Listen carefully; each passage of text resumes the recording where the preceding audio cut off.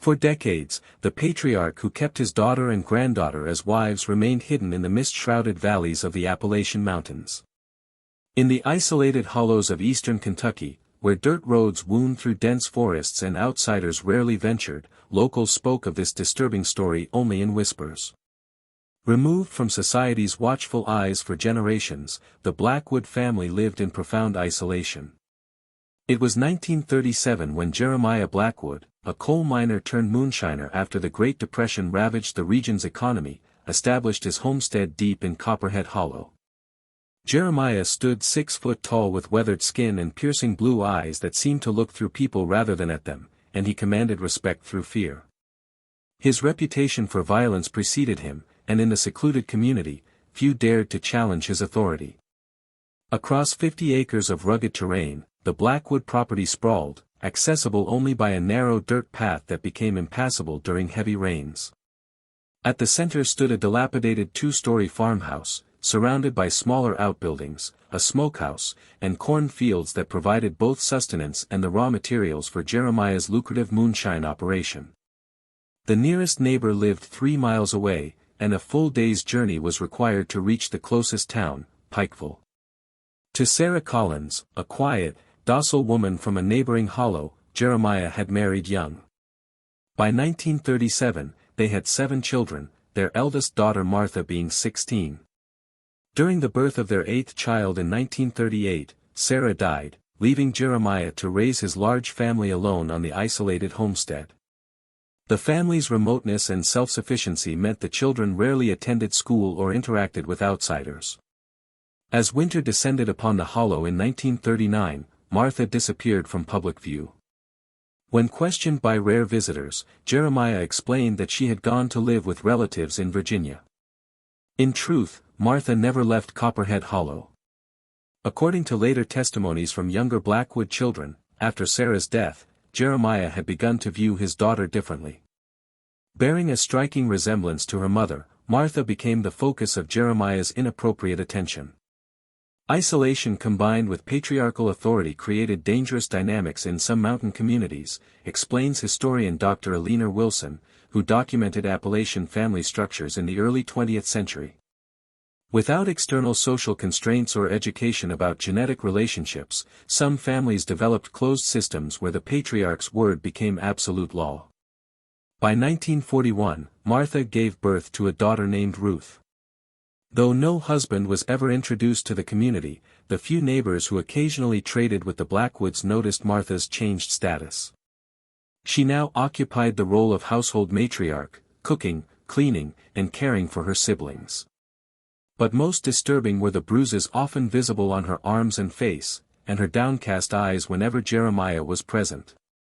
Something wasn't right with that family, local storekeeper William Jenkins later recalled. Martha used to be such a lively girl, always smiling when they'd come to town for supplies. Then she just stopped coming altogether. When I finally saw her again years later, she was like a different person, hollow-eyed and silent. Protected by mountain isolation and a culture of non-interference in family matters, the true nature of the relationship remained hidden from authorities. In these communities, family business stayed within family boundaries, and outside intervention was viewed with suspicion and hostility. Throughout the 1940s, Jeremiah's illegal moonshine operation flourished, bringing occasional prosperity to the family but also increasing their isolation. As Jeremiah grew more paranoid about revenue agents discovering his still, the children were taught to be vigilant against strangers and to alert him if anyone approached their property.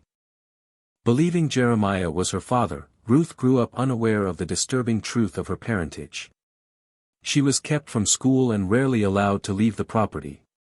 By age 13 in 1954, Ruth had become a beautiful young woman with the same striking blue eyes as Jeremiah and Martha. It was then that the family's dark secret deepened even further. Check if you're already subscribed to this channel. You don't want to miss our upcoming investigations that expose society's darkest hidden truths, the ones mainstream media won't touch. Subscribe now to join our community of truth seekers. Subtle changes were brought to the isolated regions of Appalachia by the early 1950s. While the post-war economic boom transformed much of America, these hidden hollows remained largely untouched by progress. Electricity had not yet reached Copperhead Hollow, and the Blackwood family continued to live much as they had for decades, by kerosene lamp, wood stove, and the rhythm of the seasons. By 1954, the Blackwood homestead had deteriorated further. Long since peeled from the clapboard siding, the white paint had left the house a weathered gray. The roof leaked during heavy rains, and the porch sagged dangerously on one side. Yet Jeremiah, now in his 50s with streaks of gray in his dark hair, maintained tight control over his domain. At 31, Martha appeared much older. Years of hardship and mistreatment had left her gaunt and prematurely aged. Her once vibrant auburn hair had dulled, and deep lines etched her face. Like a ghost, she moved through the house, performing her duties mechanically while avoiding direct interaction with Jeremiah whenever possible. Despite the harsh conditions, however, Ruth blossomed. Tall and slender with long chestnut hair and curious eyes, she possessed a natural intelligence that allowed her to teach herself to read from the few tattered books in the house. From occasional radio broadcasts when the family's battery-powered radio worked, she dreamed of a world beyond the hollow. In the summer of 1954, Jeremiah's behavior toward Ruth began to change.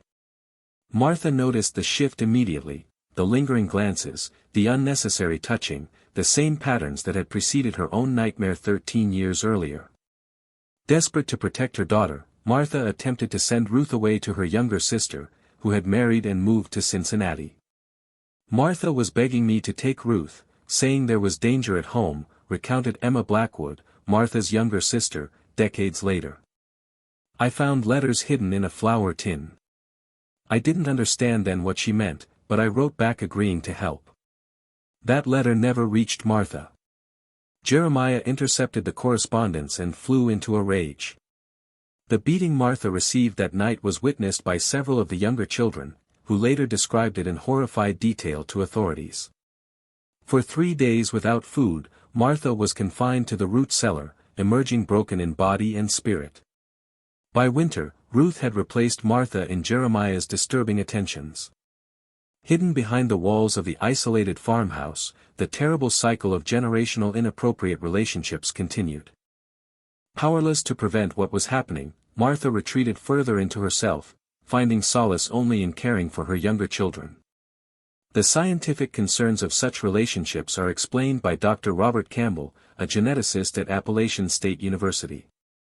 Close family relationships dramatically increase the risk of recessive genetic disorders.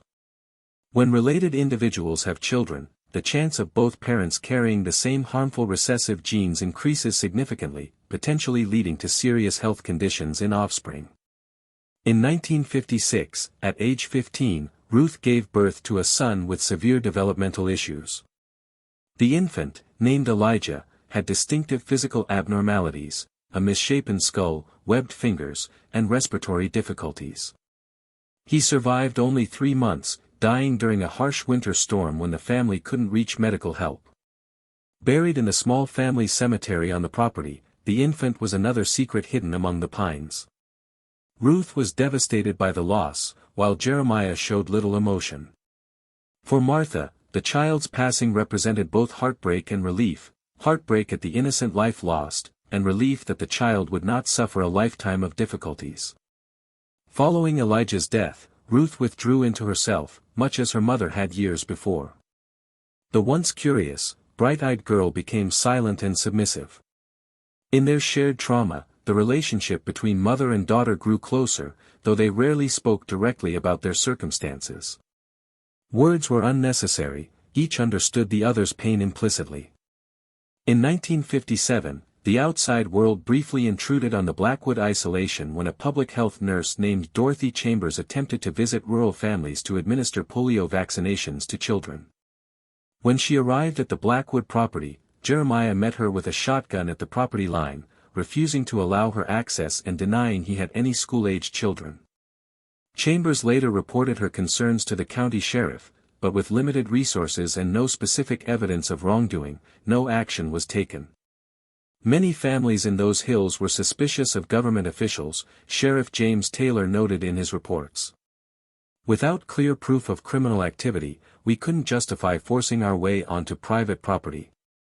By 1958, Ruth was pregnant again. This second pregnancy progressed with difficulty, Ruth suffering from severe anemia and high blood pressure. Drawing on folk remedies and her experience with 7 siblings, Martha did her best to care for her daughter, but both women feared the outcome given the previous birth's complications. The bitter winter of 1958 brought record snowfall to eastern Kentucky, isolating Copperhead Hollow even more completely than usual. In December, Ruth went into labor 2 months early. With no medical assistance available, Martha served as midwife in the flickering light of kerosene lamps while a blizzard howled outside. After 18 hours of labor, Ruth delivered a daughter, Elizabeth, who weighed less than 4 pounds. The infant struggled to breathe, her tiny lips taking on a bluish tinge in the dim light. Drawing on generations of mountain knowledge, Martha fashioned a primitive incubator from a wooden drawer lined with heated bricks wrapped in blankets. Against all odds, Elizabeth survived her precarious first weeks. However, as she developed, it became apparent that she suffered from multiple health issues. Her left eye remained partially closed, her spine curved noticeably, and one leg was significantly shorter than the other. Most concerning was her heart murmur, audible even without medical instruments when she exerted herself. Genetic disorders resulting from consanguinity often affect multiple systems in the body, explains Dr. Emily Richards, a pediatric geneticist. Cardiovascular malformations, skeletal abnormalities, and intellectual disabilities are commonly observed in children born from close family relationships, particularly when such relationships occur across generations. Despite her physical challenges, Elizabeth displayed remarkable resilience and intelligence. By age 2, she spoke in complete sentences and showed a gift for remembering stories told to her by Martha. Finding purpose in protecting her daughter in ways she herself had never been protected, Ruth devoted herself entirely to Elizabeth's care. Now approaching 60, Jeremiah had little interest in the sickly child. His moonshine business had declined with increased law enforcement presence in the region, and he spent most days hunting or sitting on the porch with his rifle across his knees, suspicious of any vehicle that passed on the distant road. In spring 1961, an unexpected visitor arrived at the Blackwood property, Richard Collins, Sarah's younger brother and Martha's uncle. Having spent decades working in Detroit's automobile factories, Richard had recently retired and returned to Kentucky to reconnect with family members. He had lost touch with his sister's family after her death and was shocked by the conditions he found at the homestead. The place was barely standing, Richard later testified. Children in ragged clothes, the house filthy, and Martha, I hardly recognized my own niece. She looked 20 years older than she was. And when I realized that young Ruth was both Martha's daughter and Jeremiah's, and that little Elizabeth was born of the same terrible situation, I knew I had to do something.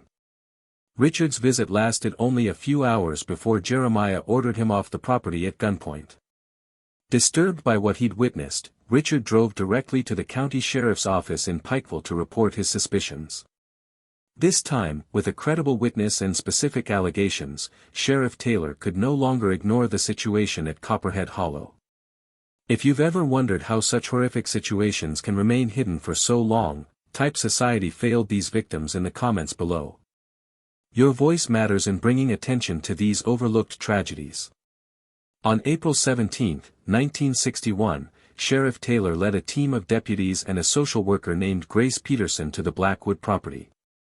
What they discovered would shock even these experienced law enforcement officers familiar with the hardships of mountain life. 6 children ranging in age from 7 to 17 were found in varying states of neglect. Martha, now 38 but appearing much older, initially denied any inappropriate relationships but broke down when questioned separately from Jeremiah.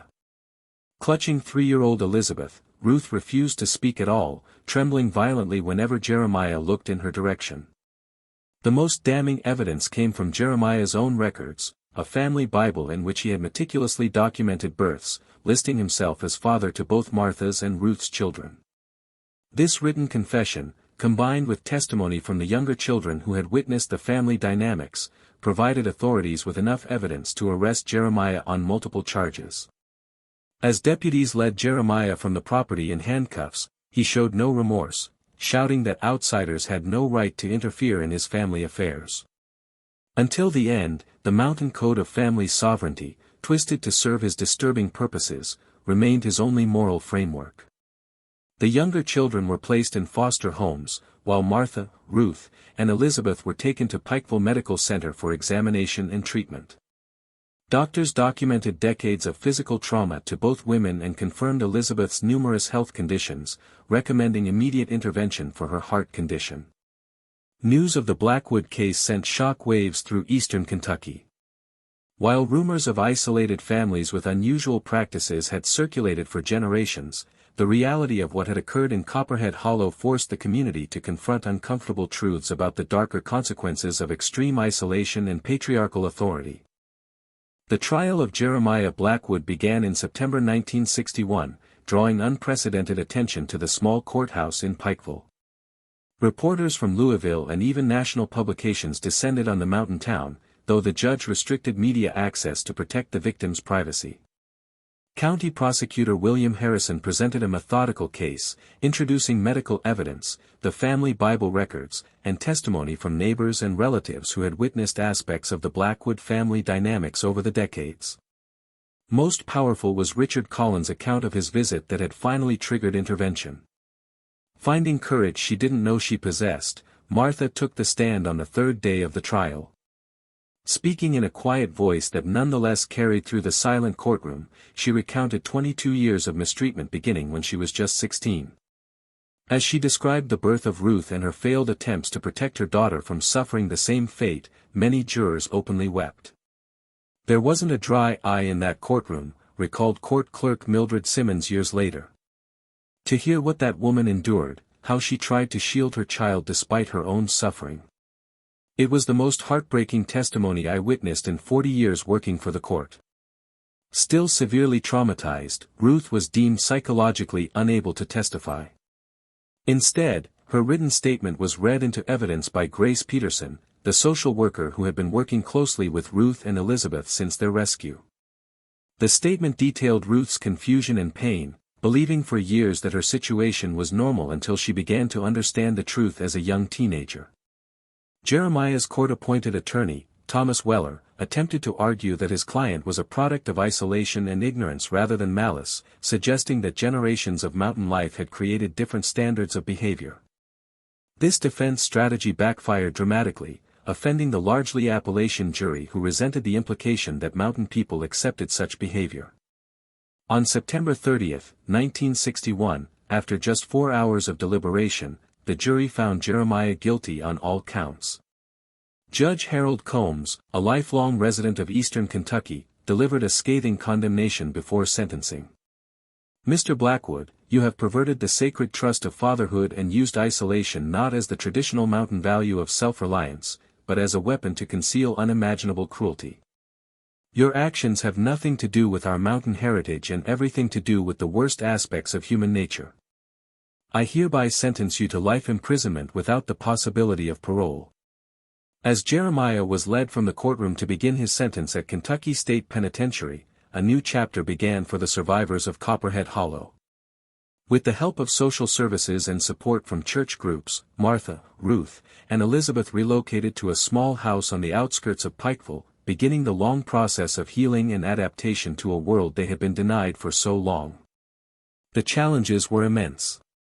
Neither woman had formal education beyond elementary school, both struggled with trust, physical health issues from years of neglect, and the psychological aftermath of trauma. Now Elizabeth required multiple surgeries to address her heart condition and orthopedic issues. The resilience demonstrated by these individuals is remarkable, noted Dr. Margaret Wilson, a psychologist who worked with the family, in her case files. Despite enduring circumstances that would break most people, both Martha and Ruth show extraordinary determination to create a better life for Elizabeth. Their bond, forged in shared suffering, now serves as their greatest strength in recovery. Martha found employment as a seamstress at a local dry cleaning shop, her deft fingers recalling the skills taught by her mother before tragedy altered her life's course. When she gained confidence, Ruth discovered a talent for storytelling, eventually working as a classroom aide at the elementary school where Elizabeth enrolled. Despite her physical challenges, Elizabeth thrived in school. Her intelligence and determination impressed teachers, and with proper medical intervention, many of her health issues improved.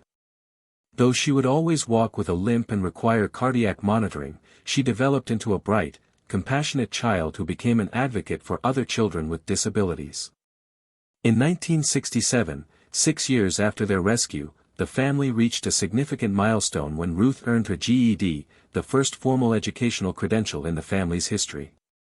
The local newspaper ran a small story about her achievement, noting that she planned to pursue nursing studies at the community college, a path chosen from her desire to help others as she and Elizabeth had been helped. Jeremiah Blackwood died in prison in 1973, having never expressed remorse or requested contact with his family. When notified of his death, Martha simply nodded and returned to her sewing, while Ruth took Elizabeth for a long walk in the park. No family member attended his prison burial. Though sensational at the time, the Blackwood case gradually faded from public memory. However, for social service professionals and law enforcement in Appalachia, it became an important reference point that prompted changes in how isolated families were monitored and supported. By the mid-1970s, the Blackwood women had established a new identity far removed from their painful past. Martha, approaching her 50s but finally looking her actual age as proper nutrition and reduced stress allowed her body to recover, had become a respected member of her church community, quietly mentoring younger women facing difficulties. At 35, Ruth completed her nursing degree and worked at Pikeville Medical Center in the pediatric unit. Her gentle manner and infinite patience made her particularly effective with frightened children.